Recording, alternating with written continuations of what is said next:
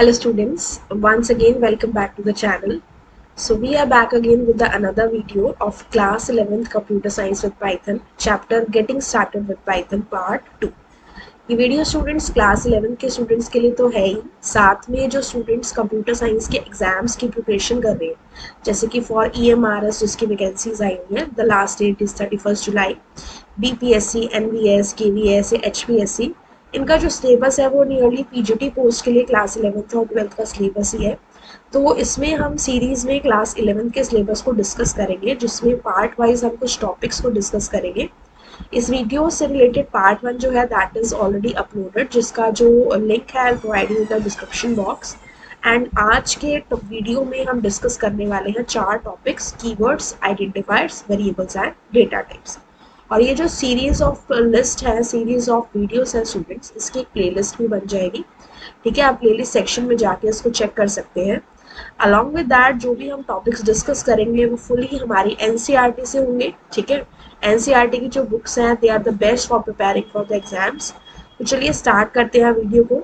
Video के and में अगर आपको ये अच्छी लगे, हेल्पफुल लगे, तो आप इसे अपने फ्रेंड्स के साथ शेयर कर सकते हैं। You can like the video and subscribe the channel for more such updates. So let us move to the video now. तो स्टूडेंट्स आज का हमारा टॉपिक है पाइथन कीवर्ड्स, फर्स्ट टॉपिक है। तो इससे पहले हमने पढ़ा कि पाइथन में हम इनपुट और आउटपुट, प्रिंट और इनपुट फंक्शन की हेल्प से करते हैं। पाइथन में हमारे पास टोटल 5 टोकन्स होते हैं। टोकन्स का मतलब है कि किसी भी प्रोग्रामिंग लैंग्वेज की जो सबसे छोटी यूनिट होती है that is known as token. ठीक है, अगर हम यहाँ पे टोकन की बात करें तो हमारे पास 5 टोकन है पाइथन में। First is keywords, second is identifiers, third is literals, fourth is operators and fifth is punctuators. ठीक है, तो ये हमारे पास 5 टोकन्स है पाइथन में। तो टोकन का क्या मतलब है? The smallest unit of any programming language. जैसे हम जब हिंदी में स्वर और व्यंजन सीखते हैं तो उनको सीखने के लिए सबसे छोटी यूनिट हमें समझनी पड़ती है, जो कि वर्ण होती है, जो भाषा की सबसे छोटी इकाई होती है। तो जब हम वर्ण को समझ लेते हैं तो हम उसके हायर लेवल पे पहुंचते हैं। ठीक है, इसी तरह से किसी भी प्रोग्रामिंग लैंग्वेज को समझने के लिए पहले हमें उसके बेसिक्स को समझना पड़ता है, और उसके बेसिक्स में हमारे पास कीवर्ड्स, आइडेंटिफायर्स, लिटरल्स, ऑपरेटर्स और पंक्चुएटर्स आते हैं। तो आज की वीडियो में हम कीवर्ड्स के बारे में पढ़ेंगे, आइडेंटिफायर्स के बारे में पढ़ेंगे और डेटा टाइप्स के बारे में पढ़ेंगे इससे रिलेटेड। तो सबसे पहले स्टूडेंट्स, कीवर्ड्स क्या होते हैं? वो हमारे रिजर्व वर्ड्स होते हैं, यानी कि पाइथन के अंदर कुछ ऐसे वर्ड्स होते हैं जिनका उसके इंटरप्रेटर के लिए एक स्पेसिफिक मीनिंग होता है और हम उस कीवर्ड को एक पर्टिकुलर पर्पस के लिए यूज कर सकते हैं। जैसे कि आपने देखा था कि जब हमने इनपुट और प्रिंट फंक्शन का यूज किया तो इनपुट जो है वो सिर्फ यूजर से इनपुट लेने के लिए यूज हो रहा है, सेम में जो प्रिंट है वो आउटपुट को डिस्प्ले कराने के लिए यूज हो रहा है। ठीक है, और पाइथन जो है वो हमारी केस सेंसिटिव लैंग्वेज है और आपको यहाँ पे टेबल में बहुत सारे कीवर्ड दिए हुए हैं। ठीक है, तो अगर आप जैसे कि मान लो आपका कीवर्ड फ्रॉम है, आप इसे यूज करते हो और आपने सेम केस में यूज किया तो ये कीवर्ड होगा। लेकिन इनमें से एक भी लेटर अगर आपने कैपिटल कर दिया तो वो आपका एक नॉर्मल आइडेंटिफायर बन जाएगा। ठीक है, तो जैसे कि यहाँ पे हमारे पास पाइथन आईडीएल है, यहाँ पे मान लीजिए आपको कीवर्ड्स चेक करने हैं कितने हैं और कौन कौन से हैं। तो सबसे पहले आपको कीवर्ड लाइब्रेरी या मॉड्यूल को इंपोर्ट करना है। ठीक है, फिर आप यहाँ पे क्या लिखेंगे? Keyword dot KW list. तो आपके सामने ये सारे के सारे कीवर्ड्स आ जाएंगे और इसकी लेंथ अगर आपको चेक करनी हो तो आप यहाँ पे कह सकते हो length of keyword dot KW लिस्ट। ठीक है, तो यहाँ से you can check from here total number of keywords in Python. अब इस वर्जन के हिसाब से ये जो हमारा 3.10.5 वर्जन है, इस अपर वर्जन भी आपका आ चुका है। इसकी जो टोटल लेंथ है कीवर्ड्स की दैट इज 35। पहले हमारे टोटल कीवर्ड्स 33 थे, अभी इसमें ये 2 ऐड हो गए, असिंक और अवेट। ठीक है, ये 2 न्यू कीवर्ड्स ऐड हो गए। Now the total length of the keywords is 35। ठीक है, तो इनका अपना एक पर्टिकुलर वर्क है, इन्हें आप किसी पर्टिकुलर वर्क के लिए यूज कर सकते हैं पाइथन में, अदरवाइज आप इसे यूज नहीं कर सकते। ठीक है, तो these are my keywords which you can see in the table, जैसे कि इफ है, एलिफ है, दीज ऑल, ठीक है। नेक्स्ट हमारे पास बात आती है स्टूडेंट्स आइडेंटिफायर्स। आइडेंटिफायर्स जो होते हैं, these are the names which are used to identify a variable or a function or other entities in a program। किसी भी प्रोग्राम में जो वेरिएबल का नेम होता है, वेरिएबल का नेम मतलब कैसे, जैसे कि मैंने यहाँ पे दिया, यहाँ पे लिखा एज इक्वल्स टू 30 और यहाँ पे लिखा नेम इक्वल्स टू प्रिया। तो इस केस में ये जो एज है, क्या ये जो नेम है ये वेरिएबल है, क्योंकि इनके अंदर कोई वैल्यू स्टोर की जा रही है। अब वो जो वैल्यू है वो इंटीजर टाइप की हो सकती है, उसमें नंबर हो सकता है, डेसिमल नंबर हो सकता है, या फिर कोई टेक्सचुअल वैल्यू हो सकती है, ठीक है, या कोई सिंबल हो सकता है, या कॉम्बिनेशन ऑफ अल्फाबेट और नंबर हो सकते हैं। तो उनको हम क्या कह रहे हैं, आइडेंटिफायर्स, मतलब जो आइडेंटिफाई करे पर्टिकुलर थिंग को। एंड सिमिलरली जो फंक्शंस होते हैं, जैसे कि आप यहाँ पे देखते हो कि हमारे पास कुछ फंक्शंस होते हैं, जैसे कि हमारे पास इनपुट फंक्शन है, ठीक है, लेकिन ये तो किसी पर्टिकुलर वर्क के लिए यूज करते हैं, ठीक है। लेकिन जब हम अपने इसमें फंक्शंस बनाते हैं और उन फंक्शंस को जो नाम देते हैं वो भी हमारे क्या होते हैं, they are also the identifiers. तो क्या है, नेम्स जो किसी भी वेरिएबल को, फंक्शन को या प्रोग्राम में दूसरी चीजों को आइडेंटिफाई करते हैं वो हमारे होते हैं आइडेंटिफायर। अब आइडेंटिफायर को लिखने के कुछ रूल्स होते हैं। सबसे पहला रूल है कि जो नेम है आइडेंटिफायर का वो अपर केस या लोअर केस अल्फाबेट हो सकता है, यानी कि वो आपका क्या हो सकता है, it can be capital A to Z, it can be small a to Z, इससे स्टार्ट हो सकता है, या फिर वो अंडरस्कोर से स्टार्ट हो सकता है। लेकिन वो किसी स्पेशल सिंबल से स्टार्ट नहीं हो सकता, ना तो वो नंबर से स्टार्ट हो सकता है 1 2 3 0 to 9 किसी नंबर से स्टार्ट नहीं हो सकता, ना ही वो किसी स्पेशल सिंबल से स्टार्ट हो सकता है, ना हम बीच में किसी स्पेशल सिंबल को यूज कर सकते। तो ये क्या कह रहे हैं कि the name should begin with an upper case alphabet और अ लोअर केस अल्फाबेट और एन अंडरस्कोर साइन। या तो हमारा जो आइडेंटिफायर है वो लोअर केस या अपर केस अल्फाबेट से स्टार्ट होना चाहिए, या फिर एक अंडरस्कोर से, ठीक है। It can be of any length, हमारा जो वेरिएबल है वो किसी भी लेंथ का हो सकता है, लेकिन हम प्रेफर करते हैं कि हम उतना ही शॉर्ट दें जिससे कि उसका मीनिंग क्लियर हो जाए। उसमें कोई फिक्स नहीं है कि आपको 200 कैरेक्टर्स का रखना है या 300 कैरेक्टर्स का रखना है, आप कितनी भी लेंथ का रख सकते हो, बट वो शॉर्ट और मीनिंगफुल होना चाहिए। जैसे सपोज मुझे एरिया निकालना है रेक्टेंगल का, तो मैं उसमें ए लिख सकती हूँ, या I can simply write down area. मुझे पूरा लिखने की जरूरत नहीं है, एरिया ऑफ रेक्टेंगल, ठीक है ना, that will become a little big. Next, वो एक कीवर्ड नहीं होना चाहिए या फिर एक रिजर्व वर्ड नहीं होना चाहिए। जो भी आपने कीवर्ड की लिस्ट पढ़ी है उनमें से आप किसी भी वर्ड को एज एन आइडेंटिफायर यूज नहीं कर सकते। एंड कोई भी स्पेशल सिंबल जैसे कि ये एक्सक्लेमेशन साइन है, एट द रेट है, हैश है, ये हम अपने आइडेंटिफायर में यूज नहीं कर सकते। सिर्फ हम कौन सा स्पेशल सिंबल यूज कर सकते हैं, अंडरस्कोर, ठीक है। अब इसको प्रैक्टिकली समझते हैं। हमने क्या पढ़ा, कितनी भी लेंथ का हो सकता है, जैसे कि मुझे कैलकुलेट करना है, मैंने कहा एरिया ऑफ रेक्टेंगल, मैं इसे बड़े से बड़ा लिख सकती हूँ, छोटे से छोटा लिख सकती हूँ। सपोज मैंने दे दिया 60, कोई एरर नहीं आ रहा। लेकिन अगर मैं यहाँ पे ऐसे दे दूँ 1 एरिया, तो यहाँ पे मेरे पास एरर आ रहा है, क्योंकि हमने इसको स्टार्ट किससे कर दिया, डिजिट से।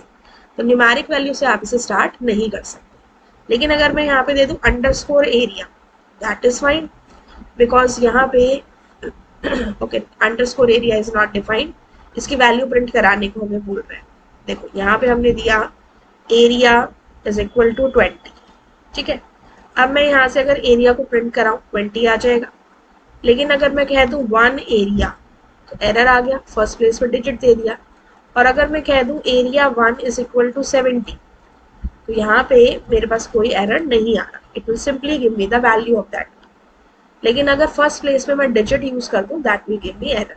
अगर हम कह दें underscore area is equal to 80, तब भी कोई एरर नहीं आ रहा है हमारे पास। मीन्स फर्स्ट प्लेस में हम कैपिटल लेटर यूज कर सकते हैं, स्मॉल लेटर्स यूज कर सकते हैं, या फिर हम अंडरस्कोर यूज कर सकते हैं। ऐसे area dollar is equal to 6, यहाँ पे हम इसको भी नहीं यूज कर सकते, बिकॉज यहाँ पे हमारे पास क्या है, we are having here the dollar sign which is a special symbol, जो कि परमिसिबल नहीं है, ठीक है। तो हम इसमें कोई स्पेशल सिंबल यूज नहीं कर सकते। और हमारे पास जो भी लिस्ट आई थी कीवर्ड्स की, दैट वाज दिस लिस्ट। अब मान लीजिए मैंने इसमें से कीवर्ड उठा लिया एक्सेप्ट, ठीक है, और इसको मैंने एज अ आइडेंटिफायर लिखने का ट्राई किया, एक्सेप्ट इक्वल्स टू 6, तो क्या होगा, सिंटेक्स एरर आ गया, इनवैलिड सिंटेक्स। यानी कि जहाँ पे भी आप कोई भी ऐसी चीज़ लिखने का ट्राई कर रही हैं जो आइडेंटिफायर के रूल्स फॉलो नहीं कर रही है, वहाँ पे आपका सिंटेक्स एरर आ जाएगा, ठीक है। तो हमने क्या पढ़ा, name upper case lower case alphabet से स्टार्ट होना चाहिए या फिर अंडरस्कोर साइन से, कितनी भी लेंथ का हो सकता है, लेकिन कीवर्ड या रिजर्व वर्ड नहीं होना चाहिए, एंड उसमें आप स्पेशल सिंबल्स नहीं यूज कर सकते एक्सेप्ट द अंडरस्कोर। ये सारे आपके आइडेंटिफायर के एग्जाम्पल्स हैं। अब मान लीजिए हमें 3 मार्क्स का एवरेज निकालना है, तो हम इसके लिए आइडेंटिफायर ले सकते हैं मार्क्स 1, मार्क्स 2 एंड मार्क्स 3, और हमने दे दिया average equals two marks 1 plus marks 2 plus marks 3 divided by 3। तो पढ़ के ही पता लग रहा है कि मार्क्स 1 डिनोट कर रहे हैं फर्स्ट सब्जेक्ट के मार्क्स, मार्क्स 2 डिनोट कर रहे हैं सेकंड सब्जेक्ट के मार्क्स, और मार्क्स 3 डिनोट कर रहे हैं थर्ड सब्जेक्ट के मार्क्स। और एवीजी से भी हमें पता लग रहा है कि ये एवरेज को डिनोट कर रहे हैं, ठीक है। Same way area of rectangle निकालना है, तो हमने यहाँ पे आइडेंटिफायर्स लिए एरिया, लेंथ, ब्रेड्थ। अब इनको पढ़ के पता लग रहा है कि it is related to rectangle, तो हमारे जो कीवर्ड्स हो वो शॉर्ट हो और मीनिंगफुल हो, जिससे क्या होंगे, कोई दूसरा भी अगर हमारे प्रोग्राम को पढ़ता है तो उसको पता लग जाए कि इस प्रोग्राम में इस पर्टिकुलर वर्ड को इस पर्पस के लिए यूज किया गया, ठीक है। So these are some of the identifiers. अब बात करते हैं स्टूडेंट्स वेरिएबल्स की। वेरिएबल क्या है, variable in a program is uniquely identified by a name. मतलब हम आइडेंटिफायर को ही क्या कह रहे हैं, वेरिएबल। वेरिएबल मतलब जिसकी वैल्यू को हम चेंज कर सकते हैं, ठीक है। Variable in a Python refers to an object, item और एलिमेंट जो कि मेमोरी में स्टोर्ड है। फॉर एग्जाम्पल हमने यहाँ पे लिया था age is equal to 30, name is equal to Priya, तो एक वेरिएबल बन गया मेमोरी में जिसकी वैल्यू है 30। अब इसकी कोई मेमोरी लोकेशन भी होगी। अब मुझे अगर इस वेरिएबल की मेमोरी लोकेशन जाननी है तो I can use my ID function. जैसे कि अगर मैं यहाँ से एज को प्रिंट कराऊँ, it is giving me the value age 30। मुझे चेक करना है कि जो एज वेरिएबल है ये कौन से मेमोरी एड्रेस पे स्टोर्ड है, तो I use my which function, ID function. ये फंक्शन यूज किया, यहाँ से इसकी मेमोरी लोकेशन आ गई। सेम वे अगर मैं यहाँ पे लिखूँ नेम, तो क्या आ रहा है, प्रिया आ रहा है। अब आप लिखो ID ऑफ नेम, तो ये हमारा क्या आ गया, इसकी मेमोरी लोकेशन आ गई। तो आप यहाँ से चेक कर सकते हो ये जो दोनों मेमोरी लोकेशन है इनमें कुछ डिफरेंस है, ठीक है। हर वेरिएबल की जो मेमोरी लोकेशन है वो दूसरे से डिफर करती है, ठीक है। तो वेरिएबल क्या है, कोई भी ऑब्जेक्ट है, ठीक है, और कोई भी ऐसा आइटम या एलिमेंट है जो मेमोरी में स्टोर्ड है। और जो वेरिएबल की वैल्यू है वो नंबर फॉर्म में भी हो सकती है, वो टेक्सचुअल फॉर्म में भी हो सकती है इस तरह से, या फिर उसमें नंबर्स और टेक्सचुअल फॉर्म दोनों हो सकती है, या फिर उसमें स्पेशल सिंबल भी हो सकते हैं, ठीक है। और हम जब भी वेरिएबल को वैल्यू असाइन करते हैं, we do it using the assignment operator. Assignment operator ये होता है आपका इक्वल टू साइन। जैसे कि आप पाइथन में देखो हमने जो भी वैल्यू दी है area 1 equals to 70, equal to क्या है, असाइनमेंट ऑपरेटर है, ठीक है। अब यहाँ पे देखो gender equals to M, message equals to keep smiling, price equals to 987.9। यहाँ हमने क्या किया, वेरिएबल्स को वैल्यू असाइन की। तो इन वेरिएबल्स को ही हम क्या कह रहे हैं, इन्हें ही हम कह रहे हैं आइडेंटिफायर्स, ठीक है। अब जैसे आपके सामने एक प्रोग्राम है कि ये जो वेरिएबल्स हमने लिए हैं और इनको वैल्यू असाइन की है, इन्हें हमें प्रिंट करना है। तो जब भी हम इस तरह से हेडिंग देते हैं और इसके आगे हैश लगा देते हैं, तो ये हमारा क्या है students, this is a comment. अब कमेंट क्या होता है किसी भी स्टेटमेंट के आगे अगर हैशटैग सिंबल लगा दें हर एक लाइन में, या मल्टीपल लाइंस में अगर हम ट्रिपल कोट्स लगा दें 1 2 3, और एंड में मल्टीपल लाइन में 1 2 3 इस तरह से कोट्स लगा दें तो कमेंट बन जाता है। कमेंट एक ऐसी स्टेटमेंट होती है जो हमारे प्रोग्राम के बारे में और इन्फॉर्मेशन देती है, नोट्स की तरह होती है, और कोई दूसरा भी अगर हमारे प्रोग्राम को पढ़ रहा है तो उसे पता लग जाता है कि इस प्रोग्राम में ये वर्क किया गया, ठीक है। तो ये जो 2 लाइन है ये आपकी कमेंट है, ये तो प्रोग्राम नंबर हो गया, और ये प्रोग्राम के अंदर जो काम कर रहे हो to display the value of variables.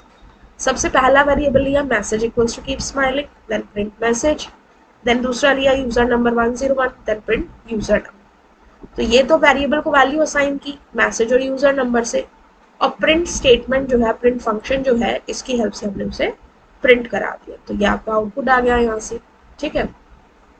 तो पहले वाले में हमारे पास स्ट्रिंग स्टोर्ड है और दूसरे वाले में हमारे पास क्या स्टोर्ड है, नंबर स्टोर्ड है। ठीक है, समझ में आया? This is given. Now it says कि वेरिएबल डिक्लेरेशन जो है वो इम्प्लिसिट है पाइथन में। अब ये स्टेटमेंट क्या कहती है, 1 मार्क में जैसे इसका क्वेश्चन आ जाता है, व्हाट इज द मीनिंग की जो वेरिएबल डिक्लेरेशन है वो पाइथन में इम्प्लिसिट है। इसका मतलब ये है कि जो वेरिएबल्स है they are automatically declared and defined when they are assigned a value the very first time। यानी कि जब पहली बार हमने उस वेरिएबल को कोई वैल्यू दे दी वो ऑटोमेटिकली डिक्लेयर और डिफाइन हो गई।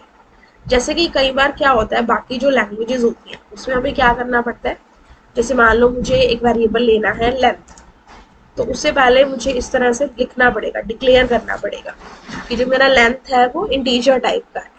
अब उसके अंदर आप सिर्फ इंटीजर टाइप का यानी कि होल नंबर ही डाल सकते हो।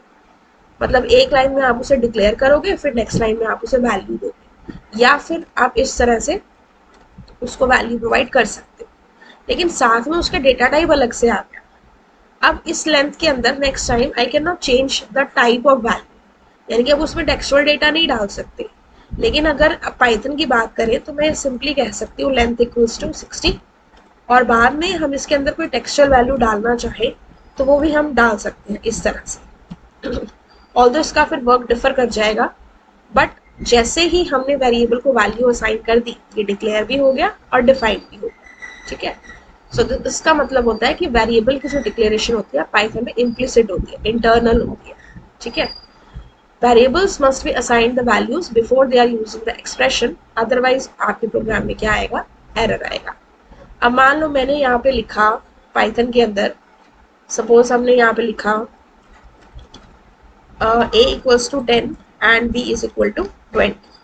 अब मैंने कह दिया c is equal to a plus d, लेकिन मैंने वैल्यू तो a और b की दी है, d की तो कोई वैल्यू ही नहीं दी।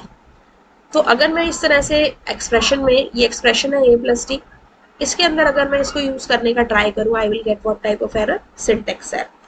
तो ये नेसेसरी है कि जब भी आप उस वेरिएबल को यूज कर रहे हैं किसी भी एक्सप्रेशन के अंदर, तो पहले आप उसको वैल्यू प्रोवाइड करो। अब अगर मैं यहाँ से c equals to a plus b करूँ, a और b की वैल्यू है ऑलरेडी गिवन, तब मेरे पास आंसर यहाँ पे क्या आ जाएगा, 30। ठीक है, सो वेरिएबल्स की वैल्यू देना जरूरी है before using them in an expression.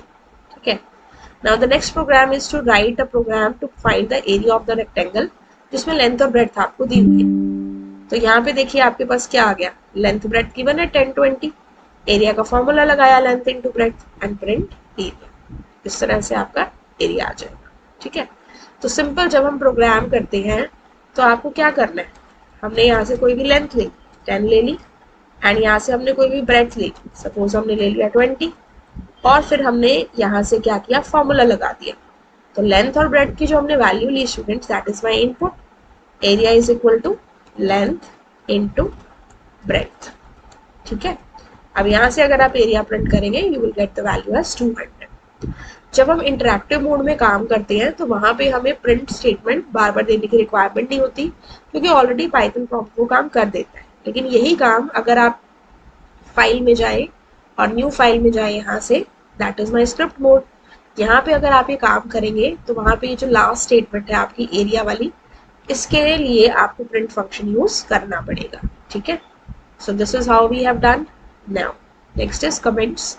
अभी हमने पढ़ा था कमेंट्स क्या होता है, कोई भी रिमार्क डालने के लिए या अपने कोडिंग में नोट डालने के लिए हम कमेंट को यूज करते हैं। लेकिन जो कमेंट वाली स्टेटमेंट है इंटरप्रेटर उसको रीड नहीं करता है, वो सिर्फ इस पर्पस के लिए डाले जाते हैं ताकि जो कोडिंग है वो समझने में ईजी हो, और कोई और अगर हमारे प्रोग्राम को पढ़ रहा है तो उसको इजीली समझ में आ जाए कि प्रोग्राम में एग्जैक्टली हर आइडेंटिफायर का क्या मीनिंग है और प्रोग्राम में एग्जैक्टली काम क्या हो रहा है। ठीक है, तो इस तरह से हम कमेंट्स का यूज करते हैं। कई बार हम इसकी डॉक्यूमेंटेशन भी करते हैं, थोड़ा बहुत लिख देते हैं कि इसके अंदर थोड़ा बड़े लाइन से लिख देते हैं कि एग्जैक्टली प्रोग्राम क्या वर्क कर रहा है। और कमेंट किससे स्टार्ट होता है, हैशटैग साइन से। एक लाइन के लिए अगर आपको कमेंट देना है तो आप हैशटैग साइन यूज करेंगे, लेकिन मान लीजिए आपके पास एक से ज्यादा लाइन है जो कमेंट की फॉर्म में है, तो आप उनके स्टार्टिंग और एंड में ट्रिपल कोट्स को यूज कर सकते हो। That symbol is for the multi line comments. ठीक है, नाउ यहाँ पे आप देखो जो एग्जाम्पल 5.1 है, variable amount is the total spending on grocery. तो वैसे तो ये मल्टी लाइन कमेंट है, या तो आप इसमें अलग अलग हैश हैश सिंबल का यूज करो, या फिर आप स्टार्टिंग में ट्रिपल कोट्स लगाओ और यहाँ पे एंड में आप ट्रिपल कोट्स लगा सकते हो, ठीक है। ये वेरिएबल की वैल्यू असाइन कर दी, आइडेंटिफायर, फिर हमने यहाँ पे कमेंट लगाया, फिर अपना प्रोसेसिंग पार्ट किया, ठीक है। Next is write a Python program to find the sum of the two numbers. Comment program number, comment क्या हो रहा है प्रोग्राम में, देन इनपुट लिया दो नंबर का, प्रोसेसिंग की, और लास्ट में हमने रिजल्ट को प्रिंट कर दिया, ठीक है। अब इसमें स्टूडेंट्स आपके पास क्या है, object oriented program. Object oriented programming के अंदर सारी चीज़ें जो प्रोग्राम में है वो ऑब्जेक्ट्स हैं, ठीक है। जैसे कि अगर मैं एम्प्लॉय लूँ, स्टूडेंट लूँ, व्हीकल लूँ, बॉक्स लूँ, तो मतलब ऑब्जेक्ट ओरिएंटेड प्रोग्रामिंग जो लैंग्वेजेस होती हैं वो C++, जावा है, ठीक है। अब हर ऑब्जेक्ट में उससे रिलेटेड दो चीज़ें होती हैं, एक है डेटा या उसके एट्रीब्यूट्स, और एक है उसका बिहेवियर। यानी कि ऑब्जेक्ट के दो कैरेक्टरिस्टिक्स हैं, ठीक है, उसके अंदर डेटा क्या स्टोर्ड है और उसका क्या बिहेवियर है। जैसे कि अगर मैं एक फ्रूट ऑरेंज की बात करूँ, तो उसकी प्रॉपर्टी है कि it is orange in colour, और उसका बिहेवियर है कि it is sour in taste, ठीक है। तो यहाँ पे क्लास और क्लास हायरार्की भी कॉन्सेप्ट है जो बाद में आएंगे, ठीक है। और पाइथन भी हमारा ऑब्जेक्ट ओरिएंटेड प्रोग्रामिंग में आता है, लेकिन पाइथन में जो ऑब्जेक्ट है वो मेनली आपके क्या है, जो भी आप वेरिएबल्स बना रहे हैं, आइडेंटिफायर्स ले रहे हैं, दे आर योर ऑब्जेक्ट, ठीक है ना। Everything as is an object. Python जो है हर वैल्यू और डेटा टाइप को, डेटा आइटम को, चाहे वो न्यूमेरिक हो, चाहे वो स्ट्रिंग हो, चाहे वो कोई दूसरा डेटा टाइप हो, उसको ऑब्जेक्ट लेके चलता है, जिसकी अपनी कुछ प्रॉपर्टी है और बिहेवियर है, ठीक है। नाउ हर ऑब्जेक्ट की पाइथन में अपनी एक यूनिक आइडेंटिटी है, यानी कि उसका एक अपना मेमोरी एड्रेस है, ठीक है। जैसे कि अभी हमने देखा था एज का मेमोरी एड्रेस आईडी फंक्शन से, और नेम का मेमोरी एड्रेस आईडी फंक्शन से, तो वो उस मेमोरी एड्रेस पे हमेशा स्टोर्ड रहती है। जैसे कि आपने देखा num120 है, इसकी इसके ऊपर अगर आप आईडी फंक्शन लगा रहे हो तो कुछ मेमोरी एड्रेस आएगा। सेम में num2 do 30 - 10 which is 20, तो then also I will get my same memory address, क्योंकि जो ऑब्जेक्ट है मेरा num1, इसकी वैल्यू तो 20 है और इसको सॉल्व करके भी 20 आ रहा है, और 20 का तो मेमोरी एड्रेस एक ही हो सकता है, so that is why it is giving me this values, ठीक है। This is about the object part. Next comes the topic data type, ठीक है। अब डेटा टाइप क्या होते हैं, डेटा टाइप। अभी हमने देखा कि पाइथन में हमने डिफरेंट डिफरेंट डेटा को वेरिएबल में स्टोर किया, कोई हमारा डेटा न्यूमेरिक था, कोई हमारा डेटा टेक्सचुअल था, कोई दोनों का कॉम्बिनेशन था, ठीक है। तो डेटा टाइप ये बताता है कि वेरिएबल के अंदर किस टाइप का डेटा स्टोर किया जा रहा है। तो इसमें हमारे पास कौन कौन सा है, we are having numbers, sequence, set, none and mappings. 5 तरह के डेटा टाइप है, नंबर, सीक्वेंस, सेट, नन और मैपिंग। नंबर में हमारे पास होल नंबर्स आते हैं जो कि इंटीजर फॉर्म में है, फ्लोटिंग पॉइंट नंबर मतलब कि डेसिमल नंबर, कॉम्प्लेक्स नंबर वो जिनमें रियल और इमेजिनरी पार्ट है, और बुलियन जो होते हैं वो इंटीजर का ही पार्ट होते हैं। बुलियन में दो चीज़ें आती हैं, एक आता है ट्रू और सेकंड आता है फॉल्स। अब इंटीजर का मतलब क्या है, होल नंबर, 0, 1, 2, 100, 200, लेकिन बुलियन में जो हमारी ट्रू की वैल्यू होती है वो 1 होती है और फॉल्स की क्या होती है 0, इसीलिए हमने बुलियन को इंटीजर का पार्ट बोला है, ठीक है। फ्लोटिंग पॉइंट में डेसिमल नंबर्स हो गई। फिर सीक्वेंस में आपके 3 आते हैं, स्ट्रिंग, लिस्ट एंड टपल, जिसको हम आगे कवर करेंगे, ठीक है। वन बाय वन इनके बारे में पढ़ते हैं। सबसे पहले स्टार्ट करते हैं अपने नंबर डेटा टाइप से। अब देखिए इसमें जो नंबर डेटा टाइप है वो क्या करता है, सिर्फ न्यूमेरिकल वैल्यूज को स्टोर करता है, यानी कि सिर्फ नंबर्स को स्टोर करता है। लेकिन ये भी 3 तरह के हो सकते हैं, नंबर भी 3 तरह के हो सकते हैं, एक है इंटीजर, एक है फ्लोट और एक है कॉम्प्लेक्स। अब जैसे कि आप इस टेबल में देख सकते हो, इंटीजर का मतलब हुआ सिर्फ इंटीजर नंबर्स, वो नेगेटिव भी हो सकते हैं, वो पॉजिटिव भी हो सकते हैं, बट वो होंगे आपके होल नंबर। देन फ्लोट का मतलब हुआ आपके डेसिमल नंबर, वो नेगेटिव भी हो सकते हैं, पॉजिटिव भी हो सकते हैं, लेकिन होंगे आपके डेसिमल नंबर्स। फिर हुआ आपके कॉम्प्लेक्स नंबर, ऐसे जिसमें आपका रियल पार्ट हो और इमेजिनरी पार्ट, जैसे कि आपके पास ये है 3 + 4j 2 - 2j, इसमें जो 3 है that is my real part, और इसमें जो 4 है that is my imaginary part, ठीक है। आई बात समझ में। Next is bull. बुल जो बुलियन है वो इंटीजर का ही सब टाइप है, जैसे अभी हमने पढ़ा दो वैल्यूज लेता है, ट्रू एंड फॉल्स। और ट्रू का मतलब कोई भी नॉन जीरो वैल्यू हो सकती है, बट बेसिकली हम 1 लेके चलते हैं। एंड फॉल्स का मतलब है 0।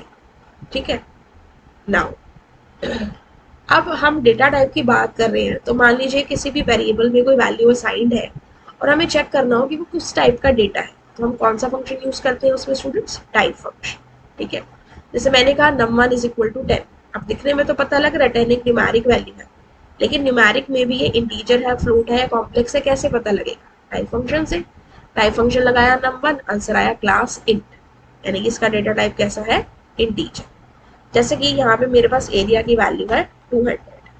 अब मुझे इसका डेटा टाइप जानना है, तो हमने इसमें लिख दिया टाइप एरिया, तो आंसर कितना आया? क्या आया हमारे पास डेटा टाइप? Class int. अगर मैं यहाँ से ले लूँ एज इज इक्वल टू 30.5, ठीक है, now I need to check the data type of the age, then my answer will be here class float.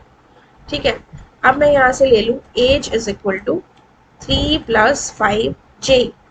Now I want to check the data type of the age, तो मैंने लिखा type of age, तो answer कितना आया? Class complex. Data type आ रहा type function से। अब अगर आप इसमें कोई टेक्सचुअल वैल्यू लेते हैं, जैसे कि नेम की वैल्यू क्या है? प्रिया है। अब टाइप में जाके टाइप फंक्शन लगाते हैं अगर आप नेम के ऊपर, तो आपके पास क्या आंसर आ जाएगा? क्या डेटा टाइप आएगा? You will get the data type as string. ठीक है, तो टाइप फंक्शन की हेल्प से आप किसी भी वेरिएबल के डेटा टाइप को चेक कर सकते हो। वेरिएबल के डेटा टाइप को चेक करना मतलब उस वेरिएबल में किस तरह की वैल्यू स्टोर्ड है। ठीक है, अब मान लो मैं यहाँ पे दे दूँ a is equal to true. ठीक है, अभी ऑरेंज कलर में आ रहा है, it means it is a keyword, यही से आप समझ सकते हैं। अब यहाँ से आपने किया टाइप ऑफ a, तो ये आपको क्या दे देगा? क्लास बूल, यानी कि बुलियन डेटा टाइप। ठीक है, तो इस तरह से आप डेटा टाइप को चेक कर सकते हैं। सेम इसके एग्जाम्पल्स में आपको बताया है।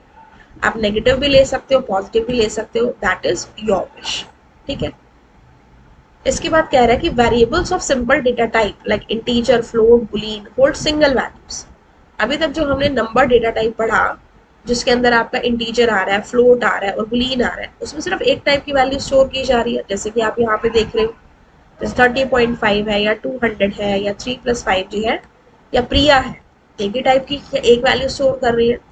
लेकिन कुछ ऐसे वेरिएबल्स होते हैं जहाँ पे हमें लॉन्ग लिस्ट ऑफ इंफॉर्मेशन देनी होती है, जैसे कि एक क्लास में 30 स्टूडेंट है और सबके मार्क्स को लिखना है रोल नंबर वाइज। ठीक है, या फिर एक ईयर के मंथ्स को लिखना है, या फिर स्टूडेंट्स के नेम्स लिखने हैं क्लास के, या फिर नंबर से ना फोन बुक लिखना है, तो वहां पे हमें एक सीक्वेंस की जरूरत होती है। तो वो डेटा हम सिंपल डेटा टाइप जैसे कि इंटीजर, फ्लोट या कॉम्प्लेक्स या बुलियन में स्टोर नहीं कर सकते। इसके लिए पाइथन हमें अलग टाइप के डेटा टाइप्स प्रोवाइड करता है, जो कि आपके होते हैं स्ट्रिंग, टपल, लिस्ट और डिक्शनरी। ठीक है, इसके बारे में हमारे पास लिस्ट, डिक्शनरी, सेट और टपल होते हैं। ठीक है, इसके बारे में हम नेक्स्ट वीडियो में डिस्कस करेंगे। अभी हमने यहाँ पे पढ़ा अबाउट द डेटा टाइप्स। ठीक है, हमने नंबर्स डेटा टाइप्स तक हमने कवर अप किया है। इसके बाद हमारे क्या है? सीक्वेंस।